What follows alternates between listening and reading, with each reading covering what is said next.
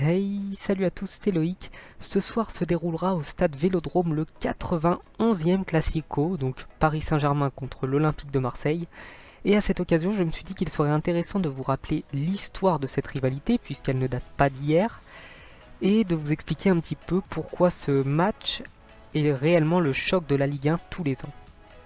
Donc comme beaucoup le savent déjà, à l'époque de Louis XIV déjà il y avait ce que l'on appelle la centralisation, c'est-à-dire que tous les pouvoirs exécutifs et législatifs étaient à Paris, et ce qui créait quand même pas mal d'animosité entre les gens du nord et du sud, car les gens du sud considéraient que tout ne devait pas se dérouler dans la même ville, et que Paris, bien qu'étant la capitale, ne devait pas accueillir tout ce qui se passe.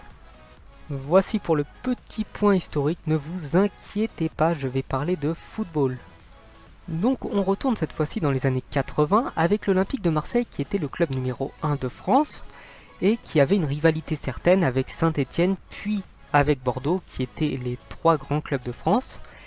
Sauf que dans les années 90, eh bien, cette tension, cette rivalité commençait un petit peu à perdre son souffle et Bernard Tapie a décidé de trouver une nouvelle cible, ou un nouveau rival plutôt, à l'Olympique de Marseille pour redonner un petit peu de piquant au championnat.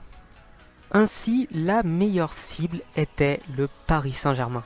En effet, Paris ne représente pas qu'un club de football, c'est aussi la capitale, cela représente tous les pouvoirs, tous les monuments, mais aussi un petit peu tout ce que la France n'aime pas, à savoir les gens prétentieux, qui s'imaginent que toute la province ne vaut rien, et que seul Paris est une ville correcte en France. Et par conséquent, que vous soyez du nord ou du sud, eh bien tout le monde allait regarder le match pour essayer de savoir un petit peu qui des nordistes ou des sudistes était le meilleur.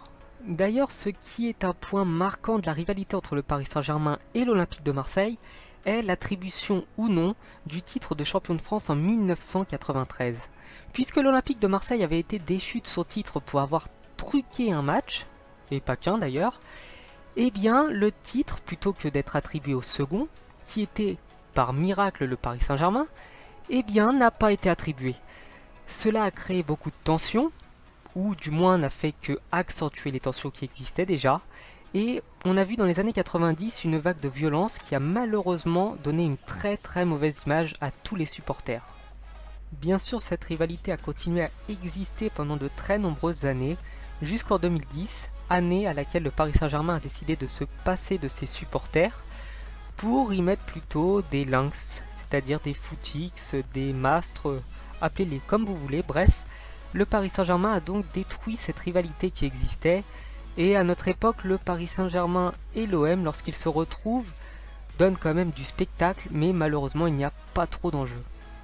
D'ailleurs, pour vous donner quelques statistiques, au cours des 90 derniers matchs entre l'OM et le PSG, il y aura eu 37 victoires du PSG contre 32 pour l'OM, avec 21 matchs nuls, et 119 buts pour Paris contre 112 pour l'Olympique de Marseille. Bien sûr, pendant très longtemps, l'OM avait un léger ascendant avant que le Paris Saint-Germain n'anéantisse l'OM depuis 5 ans. Et bien voilà, j'espère que la vidéo vous aura plu. Je ne suis pas trop rentré dans les détails parce qu'il serait très long d'en parler. Mais je vais finir cette vidéo en vous faisant défiler quelques photos de traîtres, donc de gens qui sont passés chez l'ennemi en critiquant l'ancien club. Bien sûr, il y aura eu beaucoup de Marseillais à Paris et de Parisiens partis à Marseille.